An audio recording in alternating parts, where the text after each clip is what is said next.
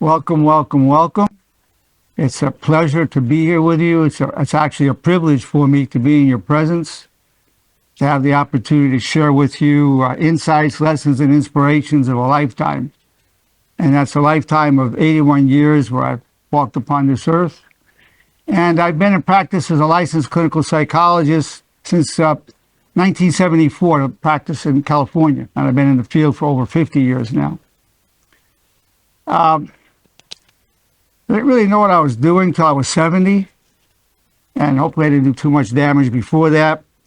But I really know what I'm doing. I really know what I'm doing now. So I'm going to bring to you the fruits of all these investigations, things that I've done right. But also, as my father said to me, son, I have a lot of good advice to give you.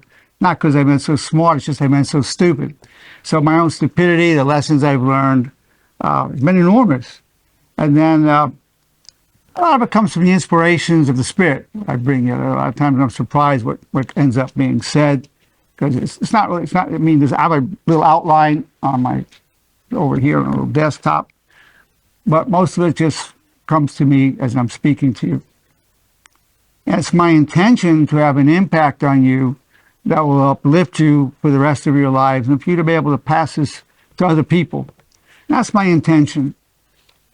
And also to uplift myself as I say these things. It reaches my own heart, my own being, so I come to new levels of understanding and transcendence myself and perspective, and presenting this. That's why I'm so grateful to be here with you, is because you give me an opportunity to manifest my calling, my destiny, which is bringing these insights to you.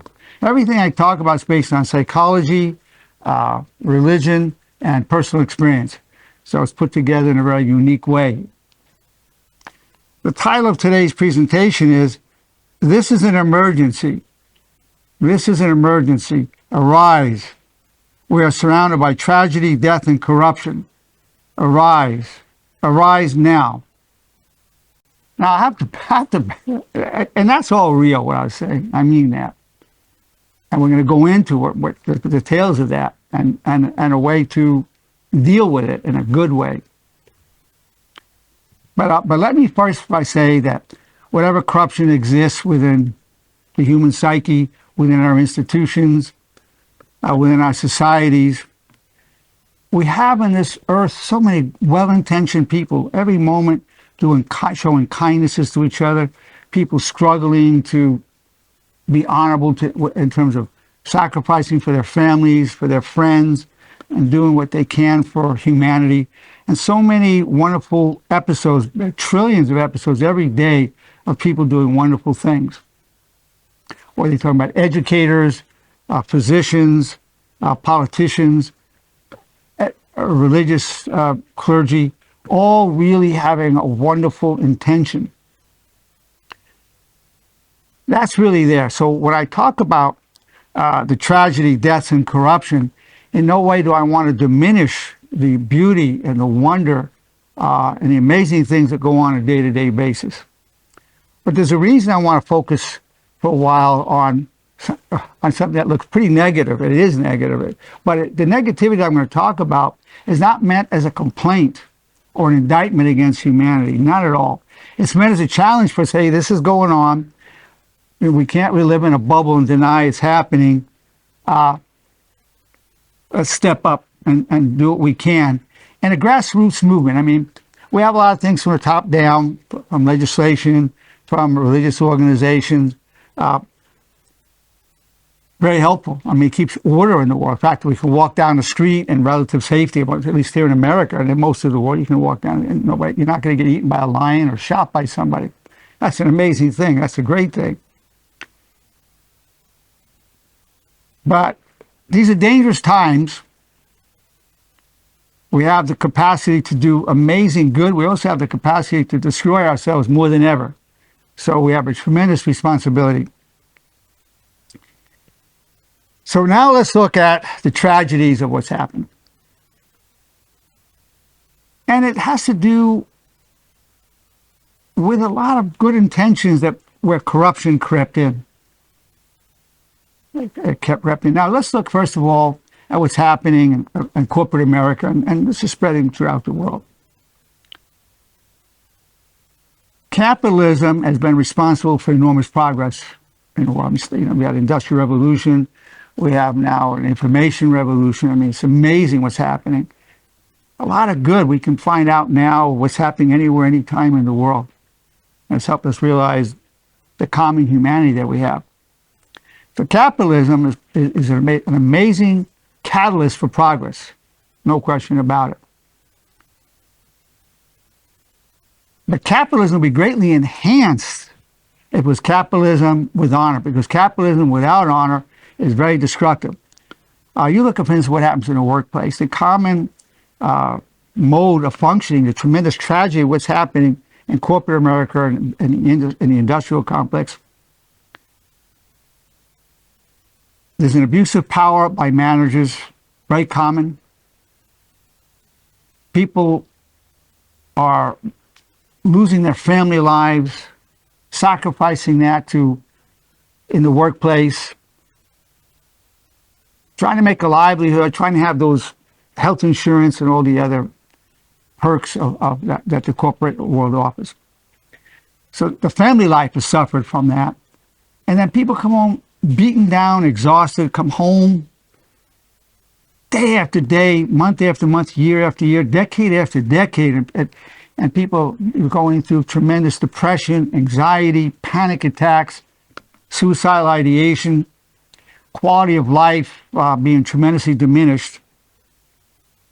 Certainly we're prosperous people, but the price that we pay in terms of the breakdown in the family and the breakdown within the human psyche and the breakdown that takes place within the body, the organs will eventually start collapsing from this.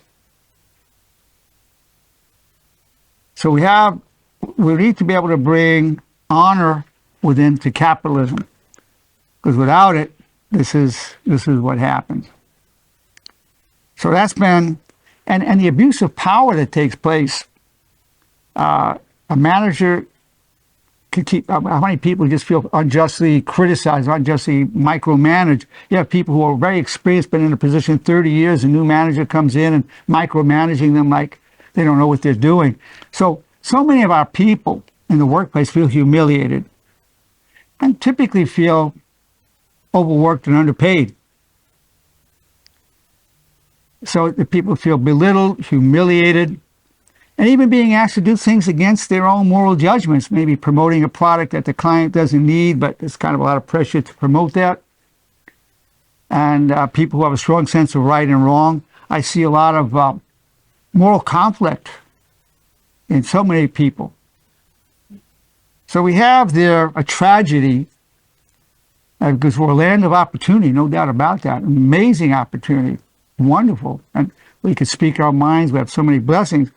But the tragedy of what's happening in abuse in the corporate world, basically I would say the basic concept is to get everything you can out of your workers, every last drop you can get of effort, and give back as little as possible. So if you can give, if you can get away with giving $1 less, $10 less, that's fine.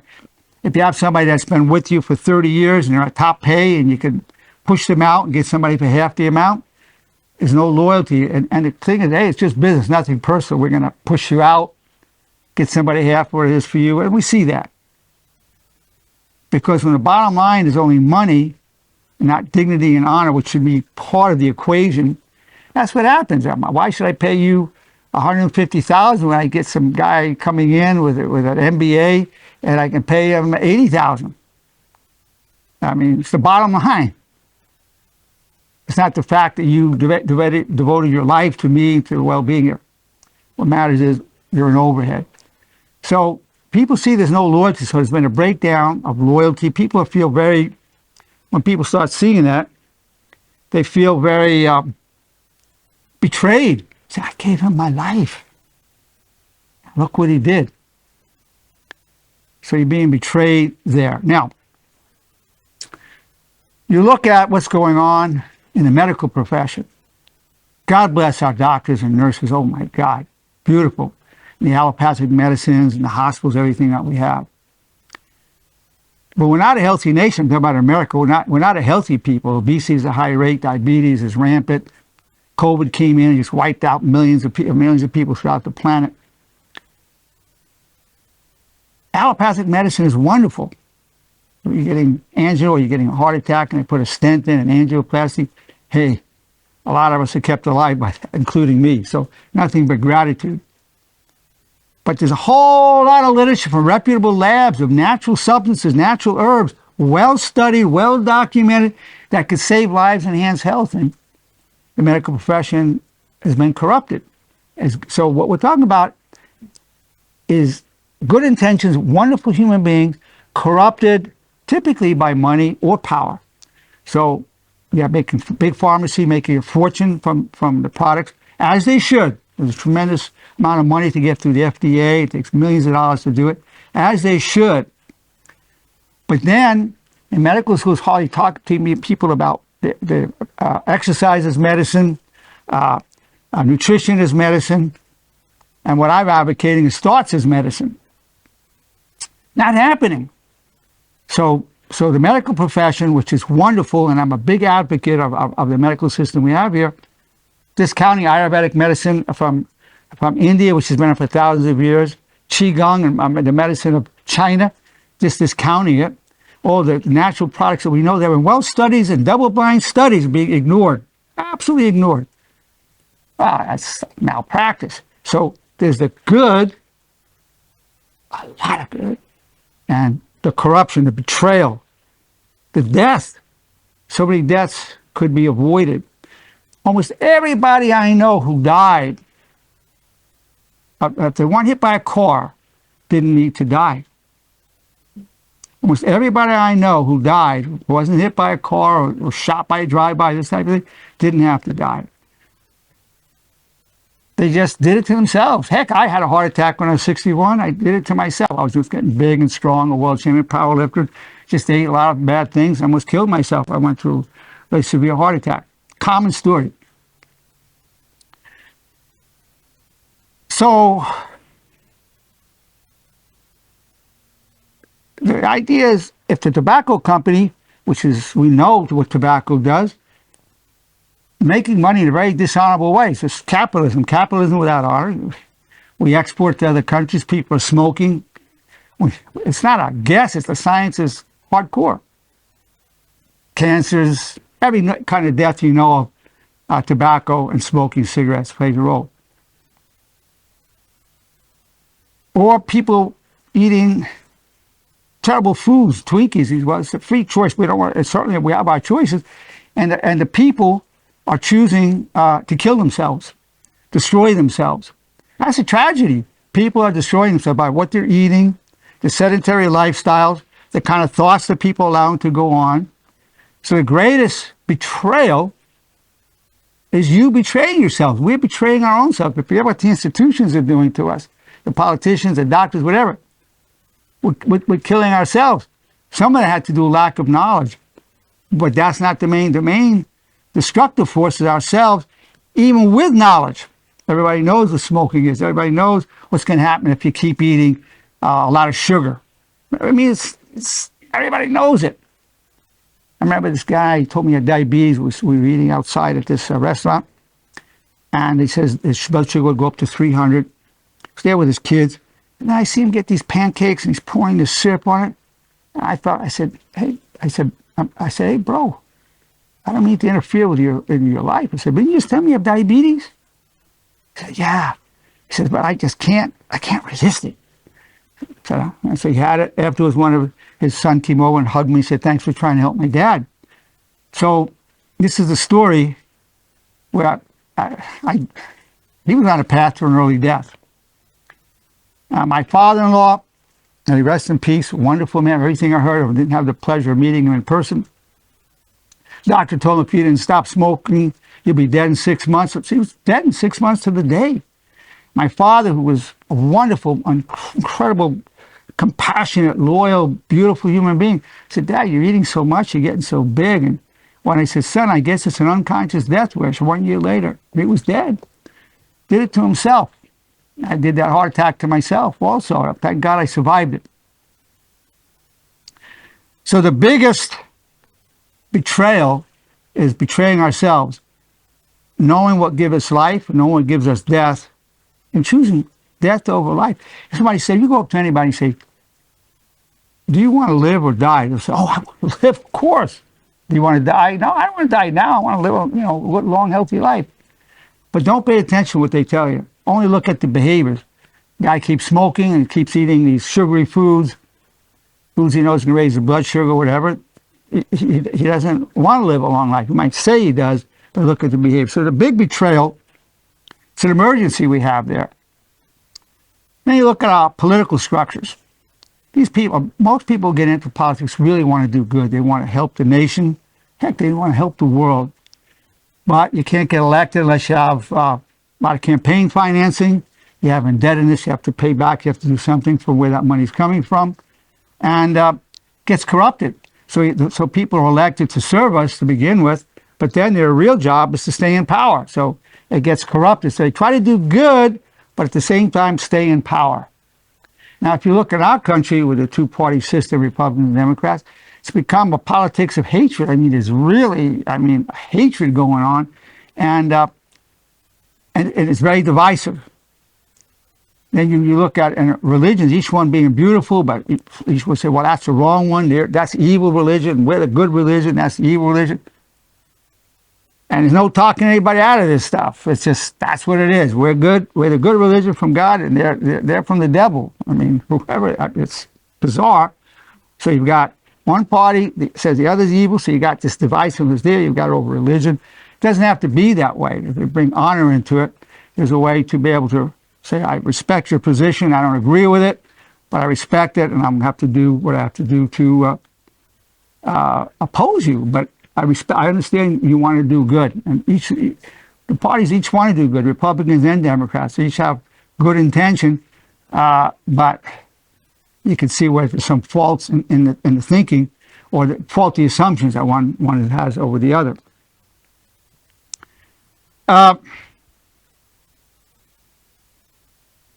Then you have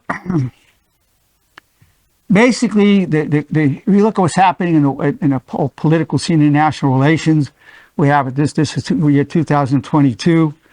Russia is bombing Ukraine, killing children, women, men, just slaughtering the people.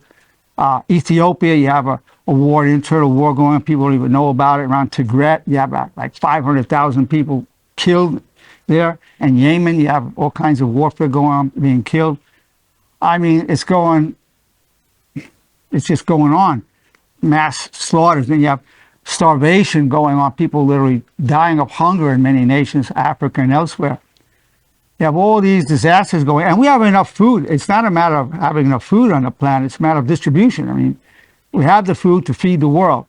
It's just a matter of getting it there. Even if you get it to some of these countries, say in Africa or whatever, you have to then deal with our warlords. They may be taking it. You don't even know if it's going to get where it's going. You have great charitable organizations doing great things, but we've been so betrayed and we're so jaded. We go, well, I don't know if I give to you guys if you're going to get it to the people. Well, I know your CEO is going to take a huge salary of $1 million, and I don't know how much it trickle down to. We don't even know who to give money to when it's doing. I don't know who to give money to. So the mistrust. There's been tremendous mistrust and distortion in the media that people trusted. You can read a story, you say, this is a fact. Well, it turns out it may be a fact, but it's leaving out the context. It's leaving out some very important information. It's a distortion. And it doesn't matter whether you're about Fox, CNN, MSNBC. It doesn't matter who you're talking about. So the things we trusted. So we're not trusting the medical profession. We're not trusting the news. Then you have the massive problem, massive disrespect going on, where children are disrespecting their parents, which is a disaster, because if they disrespect the parents, they're going to disrespect themselves, because the parent is internalized within the child. If they disrespect themselves, they can disrespect the institutions of society, disrespect the laws of God itself. So disrespect is rampant. The real problem in the educational system, I should say, is, which we have a major issue in our educational system, it's not financing. If you don't need to, even if you don't buy the computers and your roof is leaking, it's not a problem. The real problem is they don't have respect for the teachers. If they had respect for the teachers, they would get a great education, even if the roof leaks, and you don't have a computer, you can still get a great education. But that's not happening. So one of the great corruptions and tragedy is the lack of respect, which can be turned around in one generation of proper training of parents, not allowing the children to disrespect them, to bring a society of respect. Some countries still have it, Middle Eastern, at least they respect the parents. Here in many Western countries, we don't have it. That's a tragedy. A tragedy. What it leads to is it robs us of quality of life. And the children can't receive the guidance from the parent. The parent has so much knowledge and wisdom, and the grandparents, and they can't really get that because they don't want it. Most children don't want that guidance. I want to find out for my own. Because people are feeling, oh, you're trying to control me. So they're not hearing the love and the guidance that's being offered. They're hearing control. You're controlling me. No, I'm my own person. It's my life. I'm going to do this. Well, heck, as long as you think it's your life, really your life belongs also to your loved ones. It tremendously affects your mother, your father, your siblings. But no, it's my life. There's this idea that we're not connected. It's my life. That's a tragedy. That's a tragedy, a corruption of correct perception of reality. So breakdown of respect. This is huge.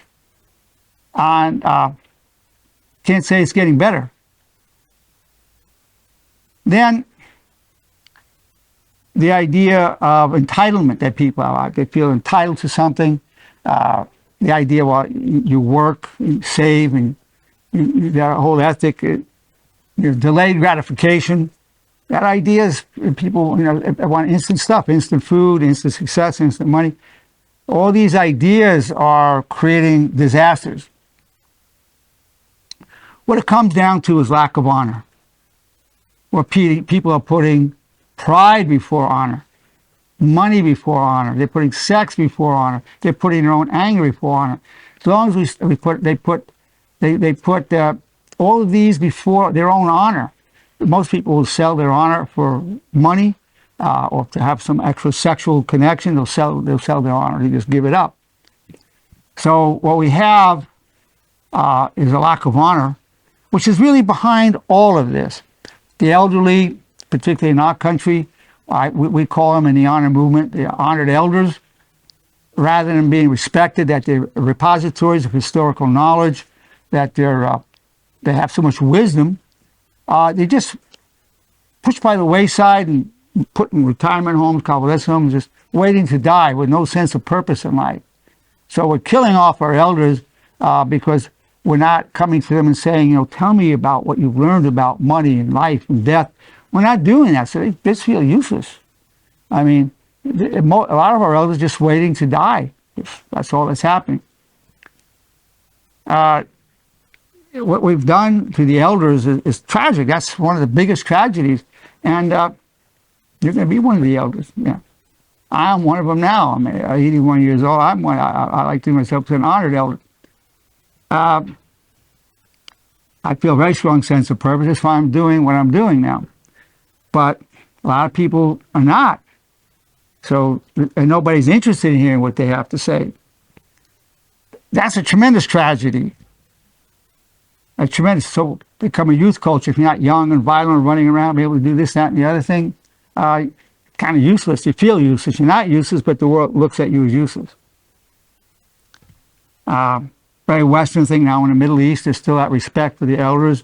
Latin America. There's still cultures that have the respect for the elders, but it's a breakdown of that. The respect is gone. Now, you look at what happens on the roads in America.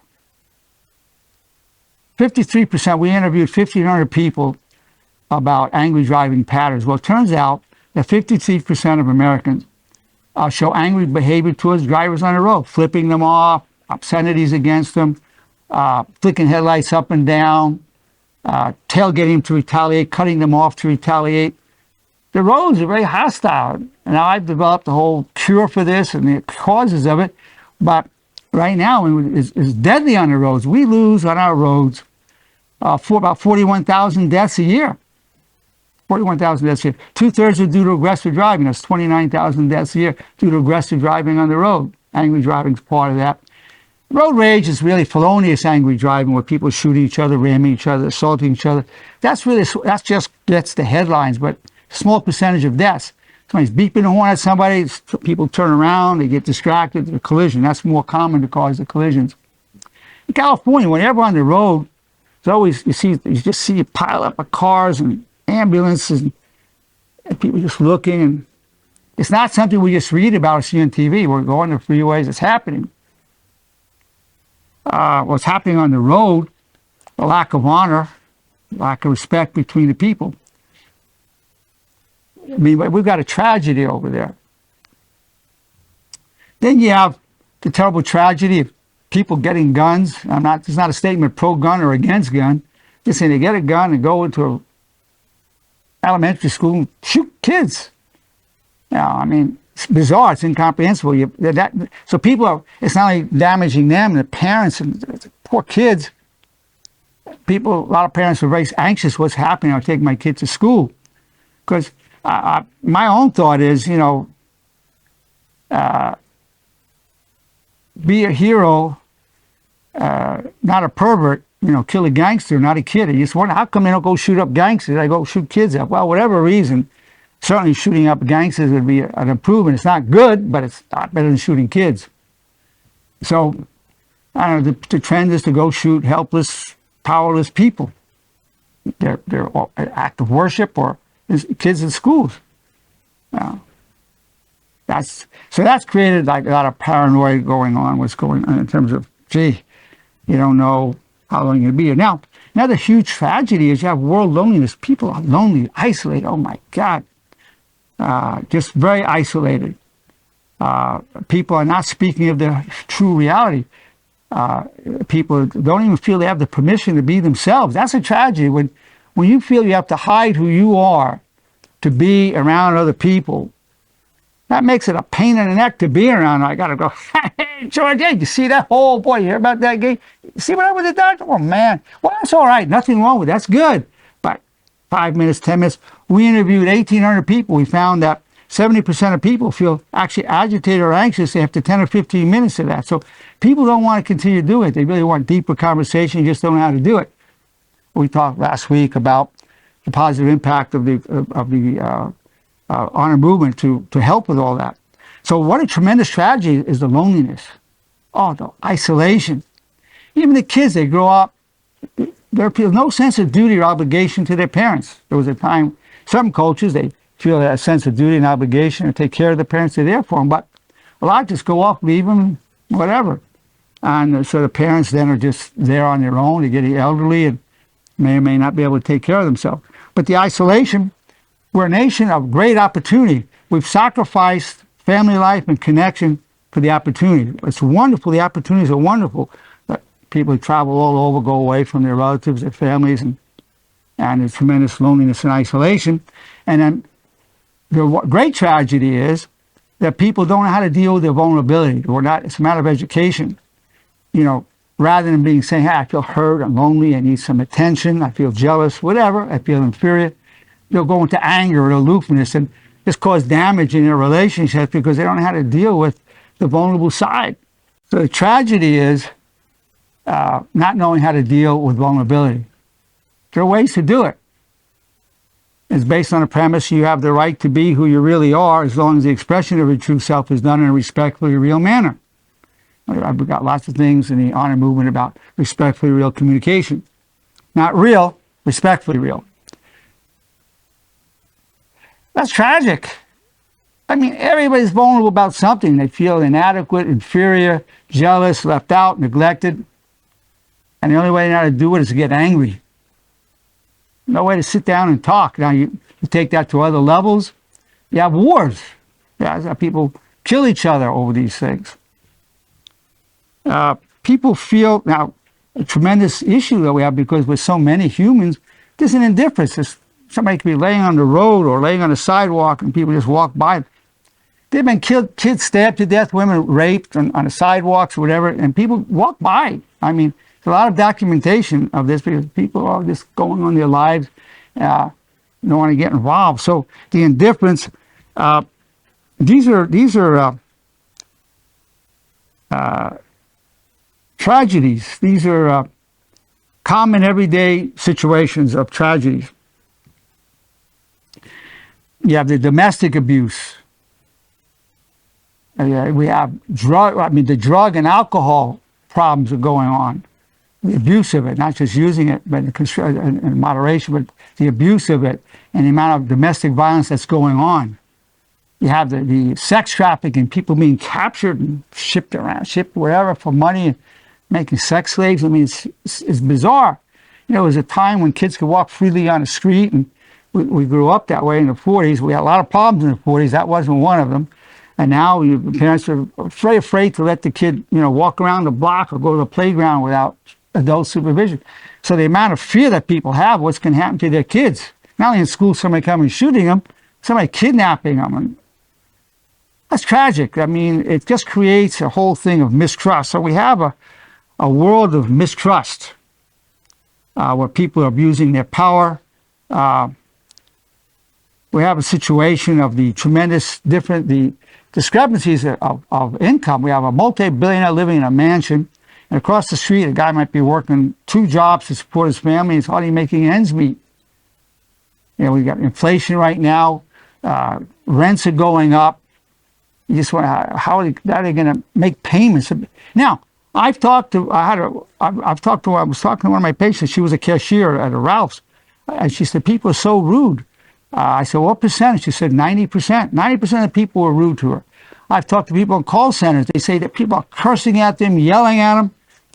I mean, well, it's the same thing on the roads, right? People are cursing at each other, flipping each other off. So you have this massive amount of people not knowing how to deal with their frustrations and stress that they have, and taking it out on each other, on anonymous others primarily, but heck, on their spouse, their kids, their dogs, whatever. So one of the things that came of this, you'd be amazed how many people love their dogs more than any human. I mean, it's come to that. They'd rather have a dog, and people are spending so much money on their dogs and the grooming and the hospital care if they need it, because they trust their dogs. A lot of people tell you they don't trust anyone. I mean, that's a disaster. One of the biggest disasters we have is a breakdown in trust. Oof. That's what causes a lot of loneliness and isolation. I can't tell you too much because you'll use it against me. What? People walking around pretending to look like normal? Give me a break. Nobody's normal in that way. Everyone's got something going on. So we've got a dysfunction. That's what's normal. But everyone's afraid we're going to use it against me. Personally, I'd rather just be an open book, and you want to use it against me, that's your problem. I'll just deal with it. But most people I got to protect myself. I understand, but you pay a price for that, self-protection. People just want to survive, just want to get by. But and people just want to go home, be with their families, watch a little TV, have a good meal. But really, this is going on in society, and there's a call to arise and deal with that.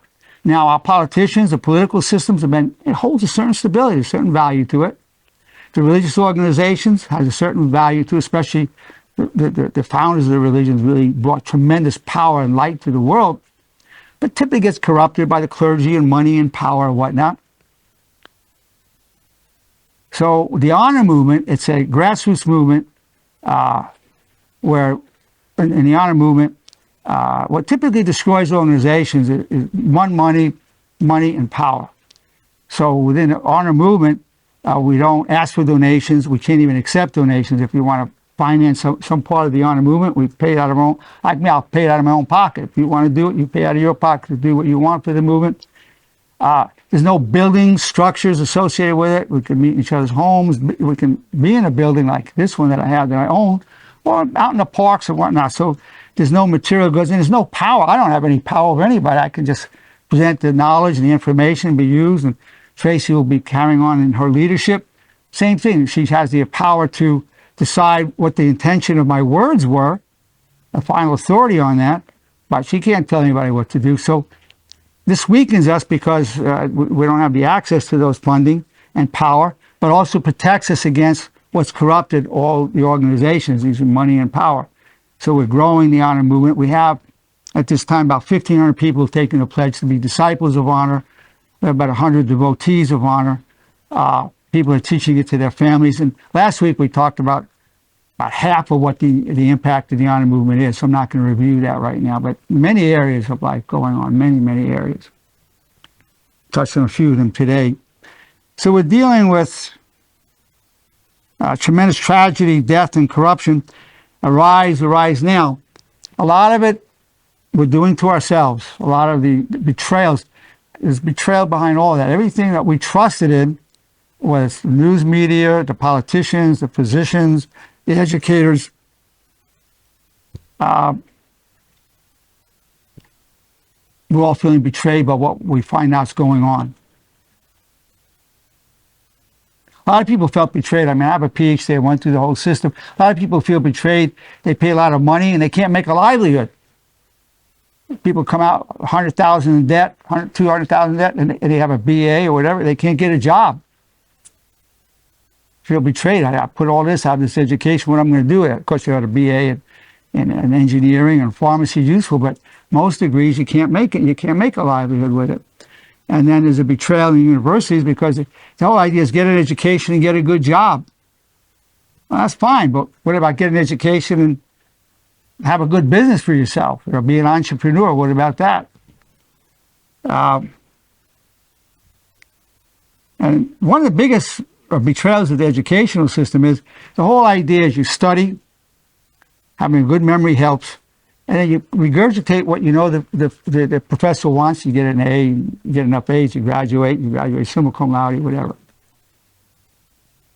But you're not encouraged to, we should also be graded on questions. The students are encouraged to come up with good questions because asking questions is very important.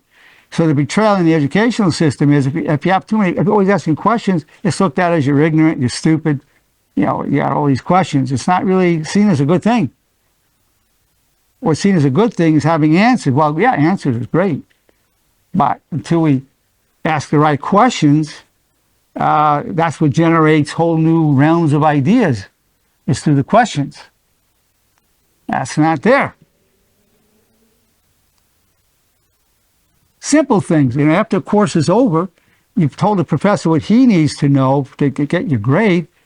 Certainly we should be told, now that you gave me the info, I'm the professor, now that you told me what I wanted to hear from you, take a minute and write down 3 things you want to remember from my class that you want to remember in 10 years. Things that you want to remember for you, not for me. Take a few minutes, write down 3 things you want to remember 10 years from now. For you. Not being done. That's a betrayal. Now, a simple thing. What do you want to remember from all this? You study, you went through a lot of anxiety. I mean, being a student is a lot of work. In fact, after I got my Ph.D., I felt like I retired. A lot of work. Everything's a lot easier after that. This is a betrayal. I mean, they don't mean to betray. There's a lot of well-intentioned, but it's not happening. So whether it's a deliberate intention or not. And then, within the universities, to get promoted, to get to a tenure track, a lot of it's based on research. You don't even have to be a good teacher. That's a betrayal of the students. You could be a terrible teacher, but if you're publishing books and research, you get promoted, you get tenure, you get more money, you get grants. You had a great university, but you don't have to even be a good teacher. People came in to learn from you, and there's no premium on that. There hasn't been. The betrayal of the system. Although you have a lot of well-intentioned teachers, but you're showing the people, hey, I'm giving you this knowledge about math, about calculus, about history. Here's how you could use this knowledge. That's not there. So I can go on and on about the betrayal within the institutions that we trusted more. It's really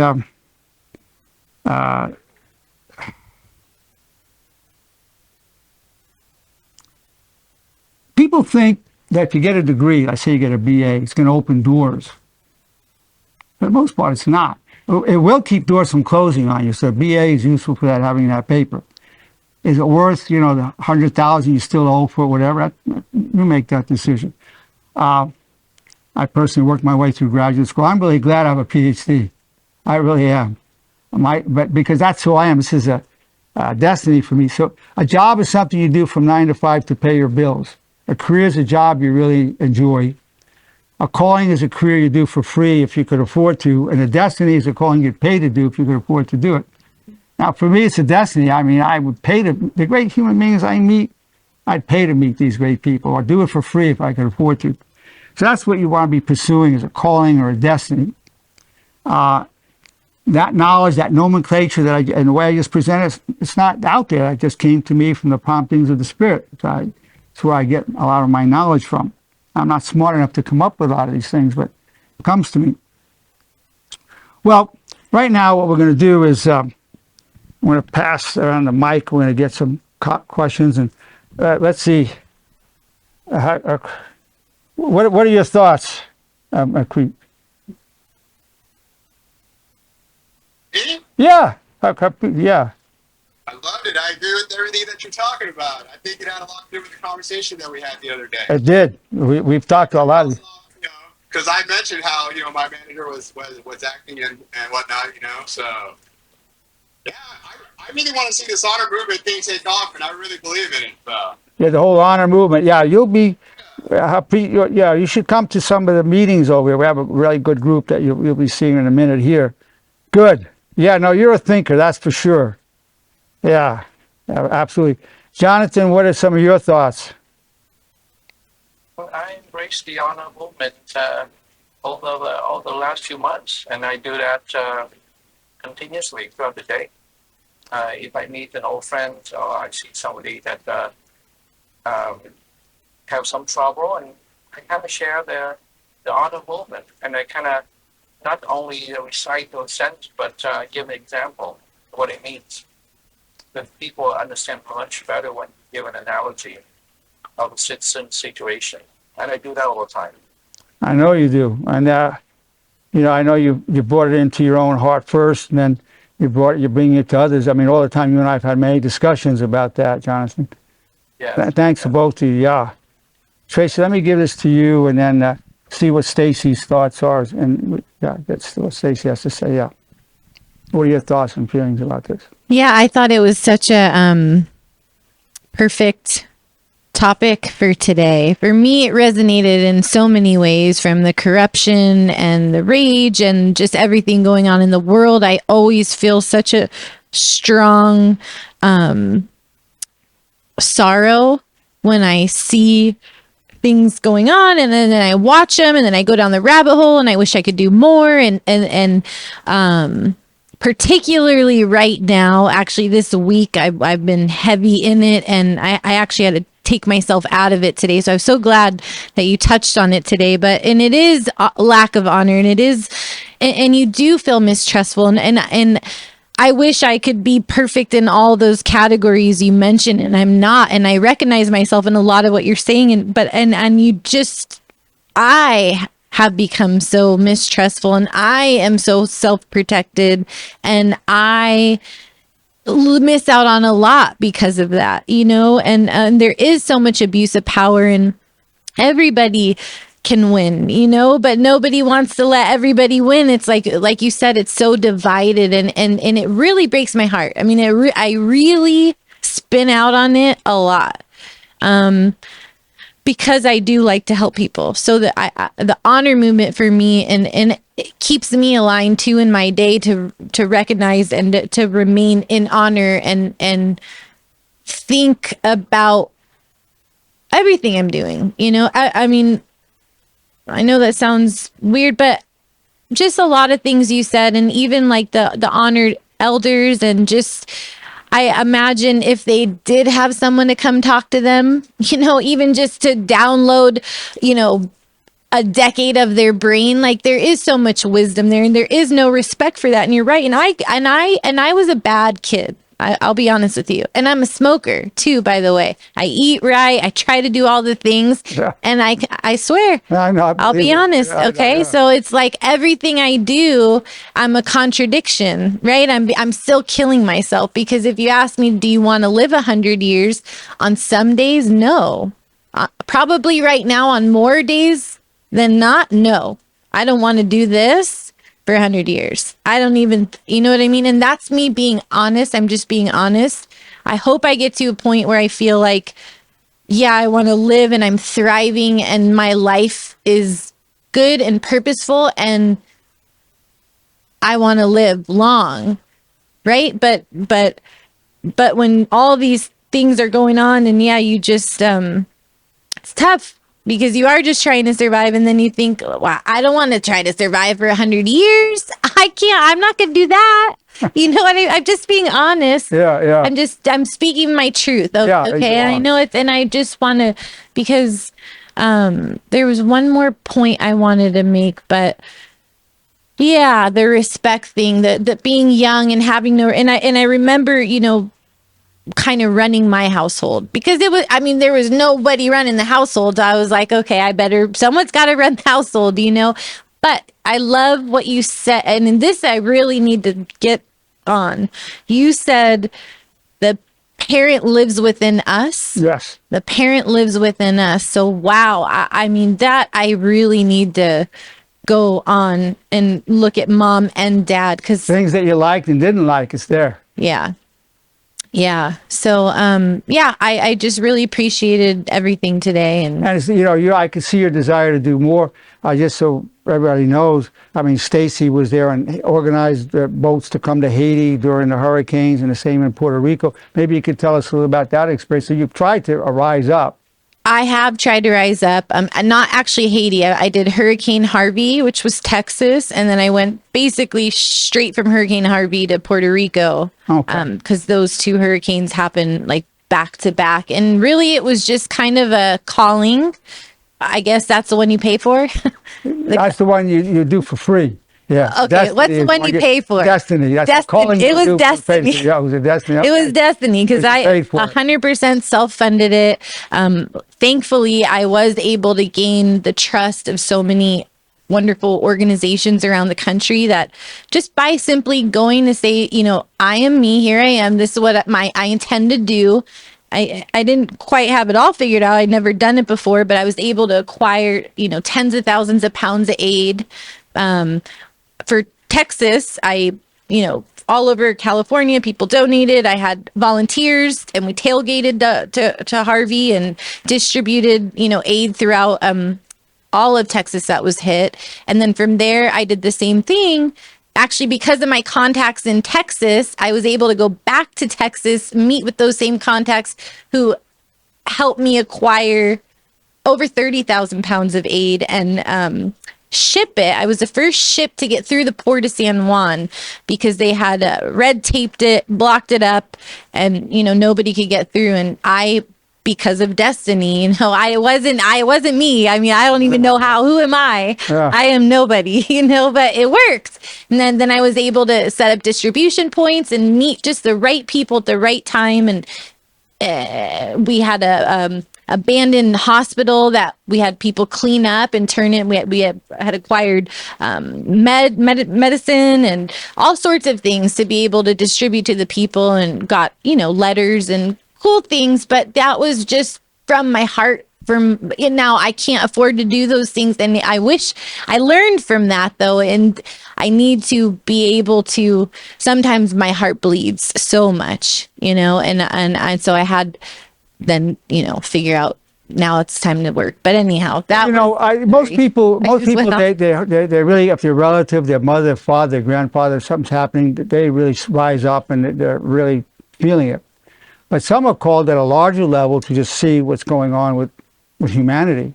I think That's it's another humanity. level that you're at, and Tracy and Lydia and others that we have that are at that level. But that's rare, where people say, you know, I'm not only just care about mine and my loved ones, but I care what's going on with the world, because it's all my family in some sense, the oneness of humanity. Yeah. Yeah. It's humanity, and that pain right now in all Well, that of it. pain's a gift, because most people wouldn't feel the pain. Yeah. So that pain, which is really difficult, I could see the anguish on your face when you're talking about it.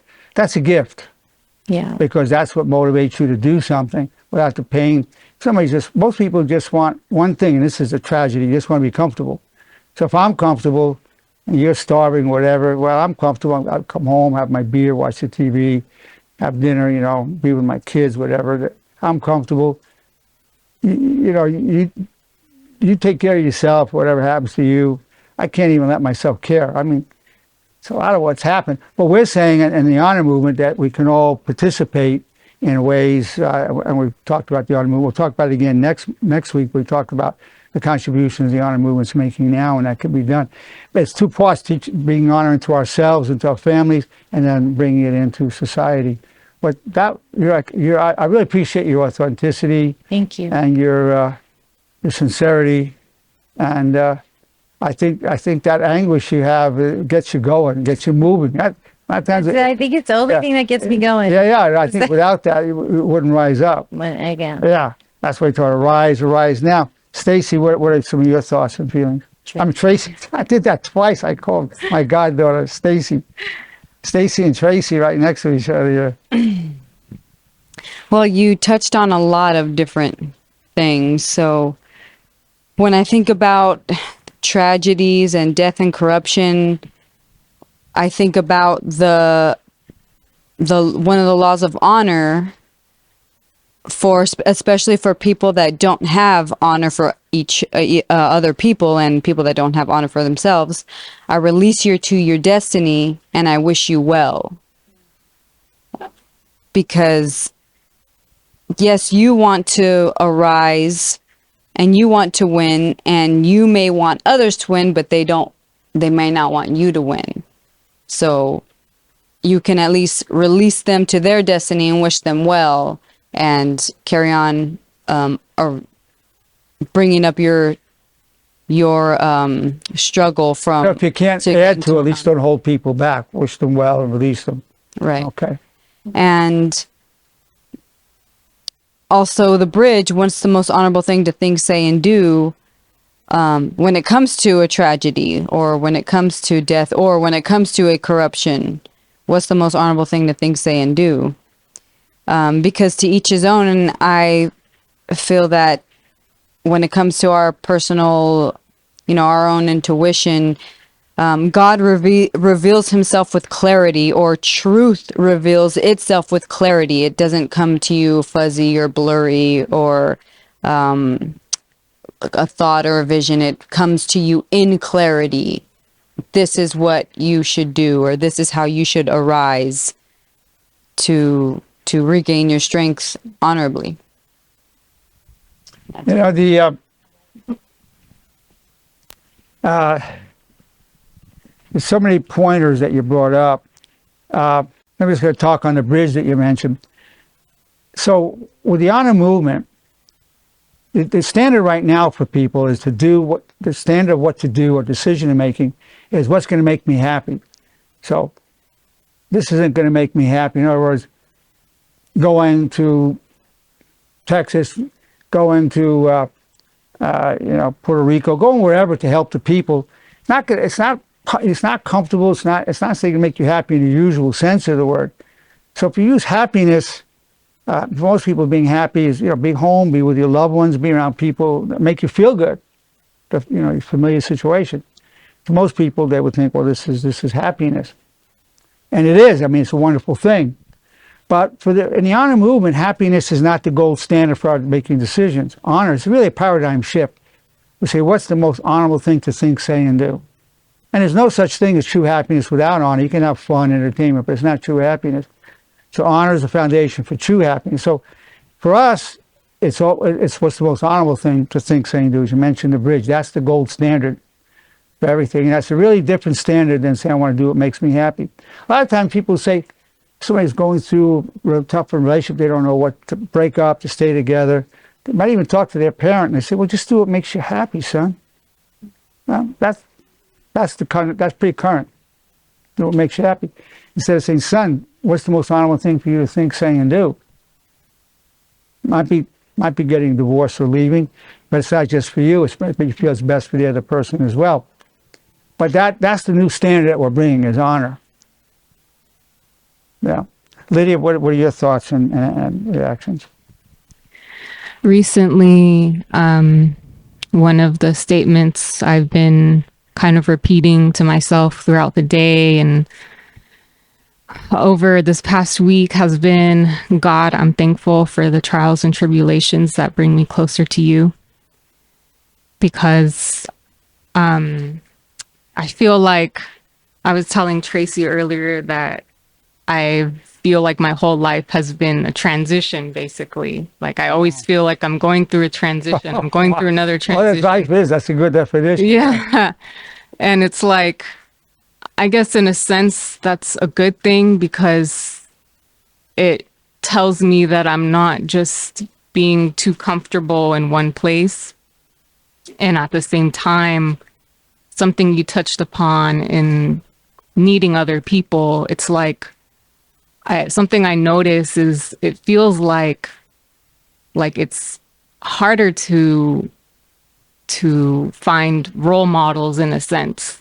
Like, yeah, sure, we have like social media and Instagram and we see all these people, but like real, true role models and mentors to be there for people.